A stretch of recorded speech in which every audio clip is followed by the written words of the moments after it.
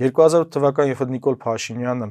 Երևանից ատելության կոչեր էր անում արցախցիների հանդեպ, մենք պետք է այդ Ղարաբաղյան կլանին դուրս շպրտենք։ Մի խոսքով վտարենք Երևանից, այսպիսի ձևակերպումներով։ Այո, ավելի կոպիտ իհարկե։ Այդ ժամանակ ես ծառայում էի, բանակում էի ու մեզ բան էին արել։ Հաջորդ օրը պետք է տանեին պատերազմ, այսինքն մենք ամեն ինչ բարձել էինք տագնապով, որ լուսաբացին պետք է գնանք պատերազմ, որտեղ Մարտակերտի շրջանում օգտվելով Նիկոլ Փաշինյանի խժդժություններից այնտեղ մի քանի գյուղ կարծեմ նույնիսկ վերցրել էին, առաջ էին եկել։ Ու հիմա դա երևի ապրիլյան պատերազմից առաջ ամենամեծ տենց իրադարձությունն է։ Այսինքն Նիկոլ Փաշինյանը այդտեղ պատերազմ էր հրահրում։